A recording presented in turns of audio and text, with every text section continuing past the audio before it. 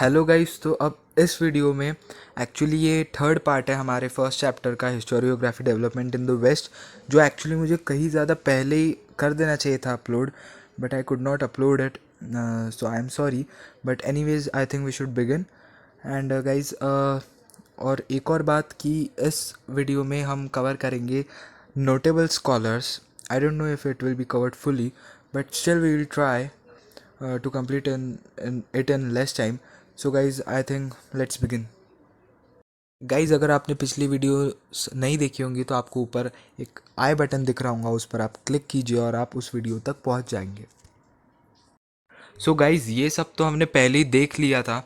मतलब हमने tradition of historiography देख लिया था, हमने मॉडर्न हिस्टोरियोग्राफी देख लिया था, और development of scientific perspective in Europe and historiography भी हमारा हो चुका था गाइज। तो ये सब कुछ हो चुका था।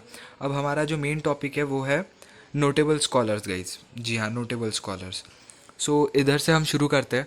So the contributions of many scholars are important in the development of historiography. Obviously, it's important in development because they are the one which actually take it to another level. मतलब उधर से हिस्टोरियोग्राफी की बहुत सारी information मिलती है। Let us have a look at the contribution of the few notable scholars. तो कुछ देखते हैं अभी। First one is Rene Descartes. तो गाइज, आपको एक एडिशनली चीज़ बता दूं कि रेने डेस्कार्टिस ये फादर ऑफ कोऑर्डिनेट ज्योमेट्री भी है। आप में से कई, पर स्टिल मैंने आपको बताया क्योंकि ये टेक्स्ट बुक में नहीं दिया हुआ है। Rene Descartes was the foremost among scholars who insisted on verifying the reliability of historical documents by critically examining them. ये फर्स्ट थे नोटेबल स्कॉलर्स में से जो एक्चुअली उसको काफ़ी ज़्यादा अच्छे से वेरीफाई कर रहे थे, उस पूरे इन्फॉर्मेशन को क्रिटिकली एग्जामाइन कर रहे थे। Among the rules given by him in his book discourse on the method, guys underline कर लीजिए क्योंकि बुक्स इस चैप्टर में बहुत इंपॉर्टेंट है, उस पर से बहुत सारे क्वेश्चंस आ सकते हैं एनटीएससी में। तो डिस्कोर्स ऑन दी मेथड उनकी बुक थी। अगर आप महाराष्ट्र में, एक्चुअली अगर आप महाराष्ट्र में स्टेज 1 का दे रहे हैं तो आपके लिए ये बहुत इंपॉर्टेंट क्वेश्चन बन सकता है। और एक्चुअली ये क्वेश्चन पूछा भी गया है एनटीएससी के स्टेज 1 में। 2019 का जो पेपर आया था सैट का, उसमें क्वेश्चन पूछा गया है इसकी which book was written by Rene Descartes. So it's answer is discourse on the method. The following is supposed to have a great impact on the scientific method of research. जो भी scientific method है research की, उस पर great impact लाया है, बहुत बड़ा इम्पैक्ट लाया है। और क्या था कि उन्होंने एक लाइन लिखी थी उसमें कि never to accept anything for true till all grounds of doubt are excluded. अब इसका मीनिंग क्या है? मतलब तब तक सब कुछ हमने मान नहीं लेना चाहिए जब तक हमें एक्चुअली उसके लिए कुछ एविडेंस मिलते, कुछ प्रूफ मिलते, या फिर जब तक हमारे दिमाग के सारे डाउट्स क्लियर नहीं हो जाते तब तक हमें कोई भी चीज़ को एक्सेप्ट नहीं करना चाहिए। तो गाइस, ये थे रेने डेस्कार्टिस। वॉल्टायर के बारे में देखते हैं। Voltaire's original name was Francois Marie Arouet. He was French, आपको नाम से ही पता चल गया होगा फ्रेंच थे। तो he opined that along with objective truth and chronology of historical events, considering social traditions, trade, economy, agriculture, etc., was also important in historiography. यानी जो भी लाइन से जो कुछ भी हिस्टोरिकल इवेंट्स हुए हैं, सिर्फ उस क्रोनोलॉजी को ध्यान में ना रखते हुए जो हमारे सोशल ट्रेडिशंस है, ट्रेड है, जो भी इकोनॉमी, एग्रीकल्चर के बारे में जो कुछ भी इन्फो है, हमें उसको भी इम्पोर्टेंस देना चाहिए हिस्टोरियोग्राफी में।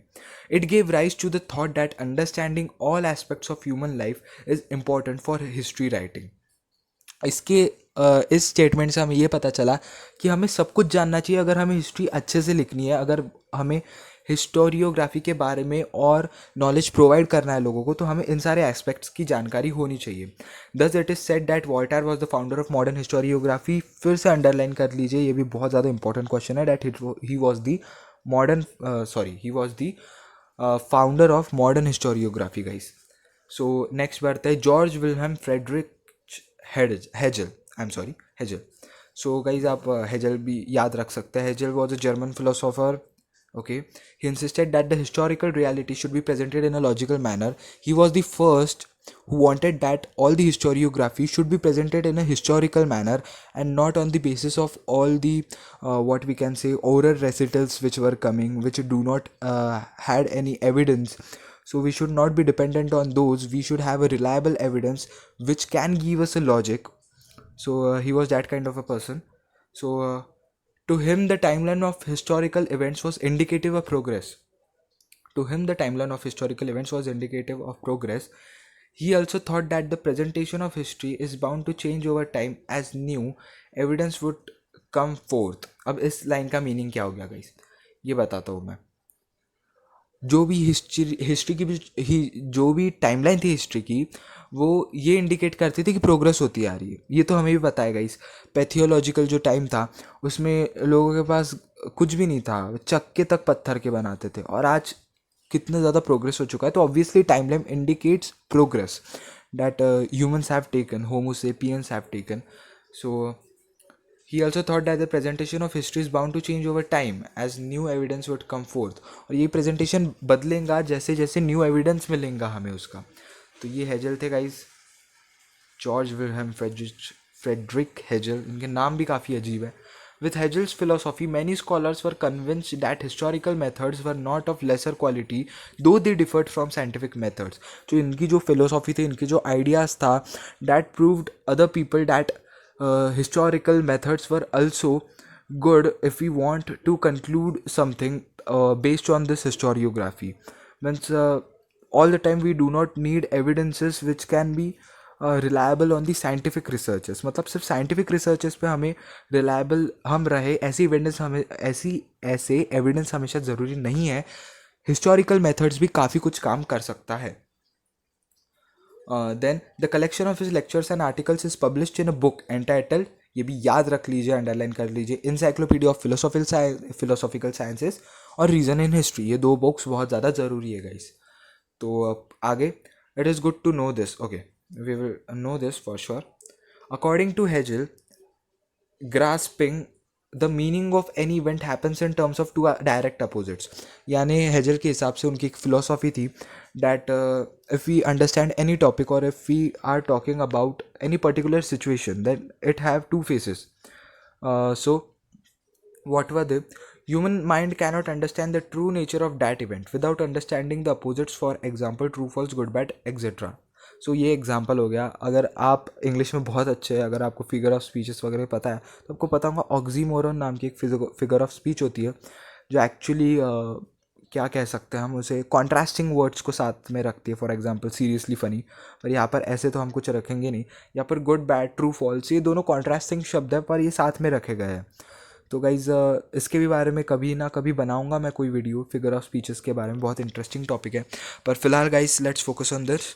In order to understand the true nature of a thing, one needs to know both true and false. कोई भी चीज़ के बारे में जानने के लिए we should know that whether it is true or false. So similarly, good and bad. Okay. This method of analysis, which is based on opposites, is known as dialectics. This is known as dialectics, which I told you, which have two faces, which are opposites actually. In this method, a theory is proposed at the beginning, which is called thesis. In beginning, whichever theory is proposed, that is called as thesis. Then another theory is proposed which is contrary to the thesis, it is called antithesis. For example, अगर मेरे पास एक good है एक bad है, तो good will be called as thesis and bad will be concluded as antithesis. After thorough logical discussion of the both, a new thesis is proposed which includes the gist of both the thesis and the antithesis. This process of arriving at the new thesis is called synthesis. यानी इन दोनों को मिलाकर बनता है synthesis. Okay, this was damn easy. Let's move further. So next is Leopold von Ranke, 1795 to 1886. Not needed much.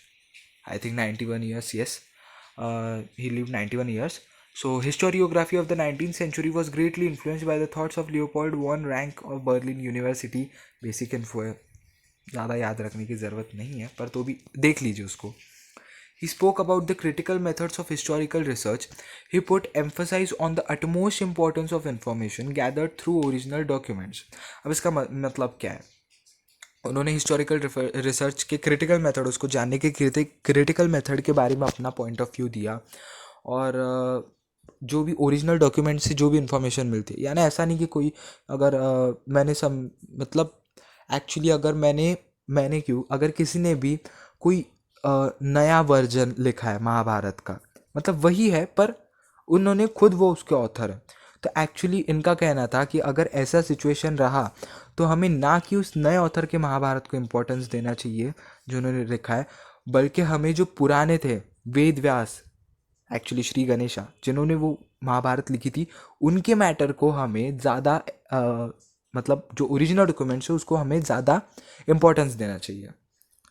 Guys example से समझना ज़्यादा easy होता है क्योंकि फिर वो हमारे दिमाग में परमानेंट बैठ जाता है। He also stated that all types of documents associated with a historical event need to be examined with greatest care. यानी ये सारी अच्छे से रखने को ना, means all these historical document should be kept with great care. And next, he believed that with this method it was possible to reach the historical truth. He believed in that. He criticized imaginative narration of history. उन्होंने history के narration को एक अलग aspect से देखा, उन्होंने imagination करके देखा उसको. Collection of his articles is published in 2 books. फिर से मैंने कहा था इसमें बुक्स बहुत है. The theory of practice of history and the secret of world history. Very easy. Then Karl Marx. In the latter half of the 19th century, a new school of thought arose keeping in view the new thesis formulated by Karl Marx. तो यहाँ पे इन्होंने Karl max ने एक नया, क्या कहते हैं उसे, एक नई फिलोसॉफी दी, एक नई स्टेटमेंट दिया, एक नई theory the. So according to Karl Marx, history was not about abstract idea, it was about living people.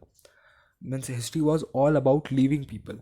Human relationships are shaped by the fundamental needs of people and the ownership as well as nature of prevalent means by production to meet those needs. यानी जो भी human relationship है ये इसलिए possible है इस बार क्योंकि these complete our needs. अगर हमें किसी से कुछ मतलब है जो बेसिक एक्चुअली ह्यूमन टेंडेंसी है तो हम उस पर ही ज़्यादा ध्यान देंगे ना. तो इसलिए ऐसा कुछ उन्होंने कहा. The accessibility of these means to different strata of the society may not be equal. यानी सब लोगों के लिए एप्लीकेबल नहीं है ऑब्वियसली.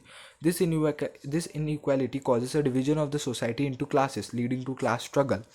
और इसी की वजह से मतलब अगर मैं कोई हायर क्लास का हूँ या फिर मैं कोई भी लोअर क्लास का हूँ, जो एक्चुअली तो अभी कुछ मैटर नहीं करता पर पहले की बात इधर शुरू है, तो मैं एक्चुअली अगर मैं हायर क्लास का हूँ तो मैं ऑब्वियसली मेरे, हम सब ने फ्रेंच रिवॉल्यूशन में देखा होगा जो ऊपर के जो लोग थे, जो प्रेस्ट वगैरह, French revolution and Russian both, अगर जो भी ऊपर के लोग हैं अगर हम प्रेस्ट वगैरह, तो वो सिर्फ उनको ही ये देते थे. जो नीचे के जो थे ज्यूज़ वगैरह, इन सारी कास्ट को नहीं था कोई भी इम्पोर्टेंस.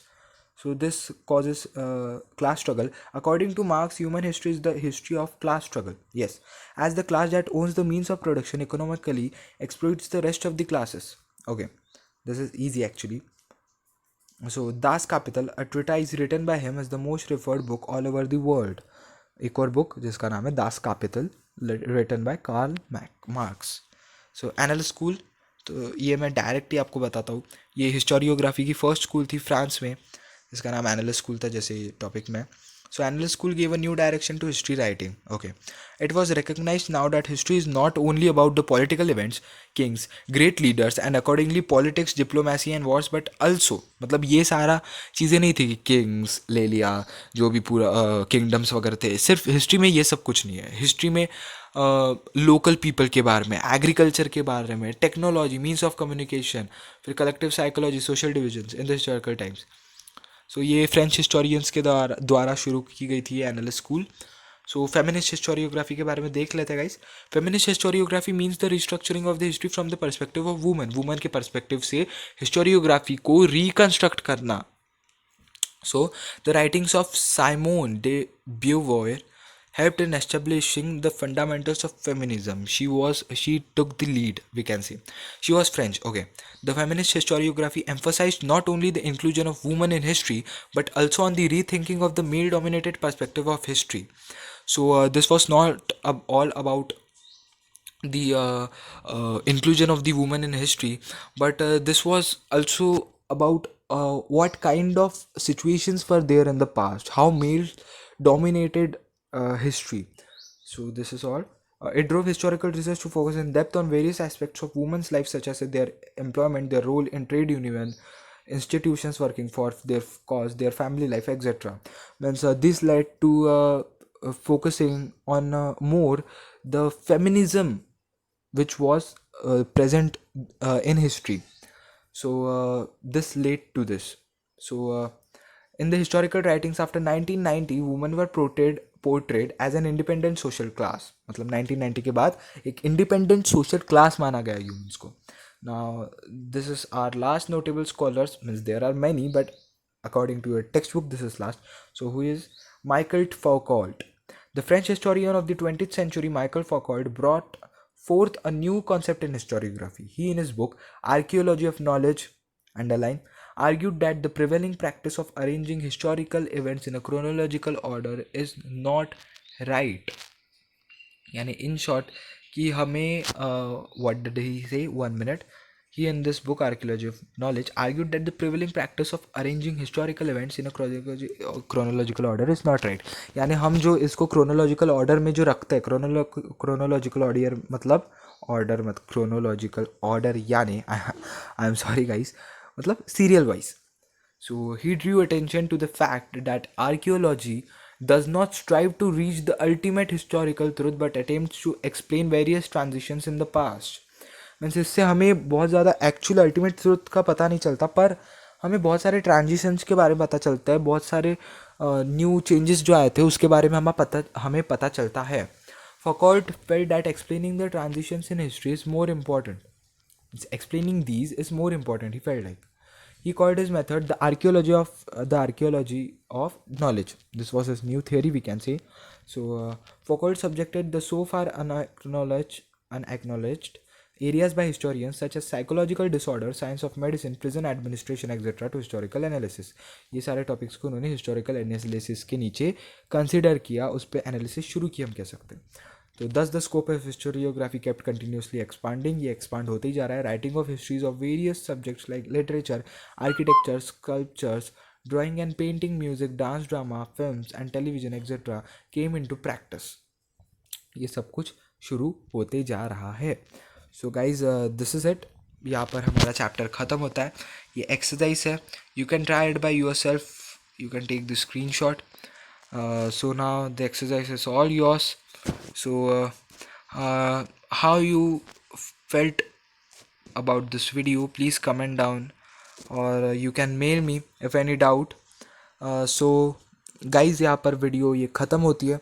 एक्चुअली ये पार्ट बहुत दिनों से बचा हुआ था, इसलिए मैंने सोचा कि यार इसको लाना चाहिए बाहर, क्योंकि बेसिकली देखा जाए तो ये बहुत पहले आ जाना चाहिए था पार्ट, जैसे मैंने शुरुआती में कहा, पर इन्हें नहीं आ सका. तो गाइज़ बस आपसे इतना कहूँगा कि आपको मैं ऐसे वीडियोस और प्रोवाइड करते रहूँगा. ये वीडियो देखिए गाइज़, आपका 16 मिनट में नोटेबल स्कॉलर्स अच्छे से कवर हो चुका है, लगभग 16 मिनट. आई एम सॉरी, आप 18 मिनट पकड़ लीजिए. सो गाइज़, तो इसलिए मैंने अब ये हिस्ट्री का वीडियो लाया. और वैसे भी पिछले बहुत दिनों से मैथ्स ही शुरू था, तो ऐसा नहीं कि मैथ्स अभी बंद कर रहा हूँ. अगली video I think so counting figures के का ही थर्ड पार्ट होंगी. I can not bet on that, पर वीडियो ज़रूर आएंगी, बहुत जल्द आएंगी ऑब्वियसली. सो गाइज़, यहीं पर ये वीडियो ख़त्म करता हूँ. आप so guys don't forget to like, share, subscribe the video. And मिलूँगा आपसे अगले वीडियो में. तब तक के लिए learn, explore, nourish and enjoy with fun studies.